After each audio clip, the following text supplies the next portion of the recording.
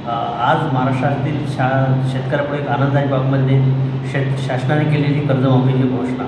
खरोखरच आज बऱ्याच दिवसानंतर शेतकरी दोन घास सुखानं खाईल.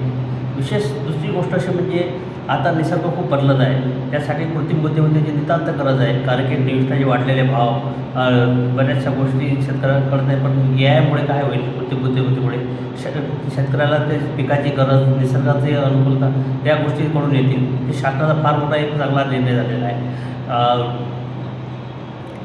विशेष म्हणजे शासनात आता नैसर्गिक शेतीसाठी सुद्धा त्यांनी मोठ्या प्रमाणावर आता राबवणार आहे. त्यासाठी म्हणजे शेतकऱ्याचा खर्च कमी होईल. आणि फक्त एक शासनाने एक लक्ष ठेवावं की नैसर्गिक शेतीत पिकवलेला मालाला त्याचा मोबदला मिळेल अशी व्यवस्था करावी. आणि दुसरं म्हणजे शेतमजूर जे असतात, ज्याच्याकडे सातबारा आतापर्यंत ज्याच्याकडे सातबारा होता त्यांनाच आपण 2 लाखापर्यंत मदत मिळत होती अपघाती विम्याची. आता शेतमजूरसुद्धा तेवढाच घटक महत्त्वाचा आपल्यासाठी. ते पण शासनाचं एक कौतुकास्पद काम आहे.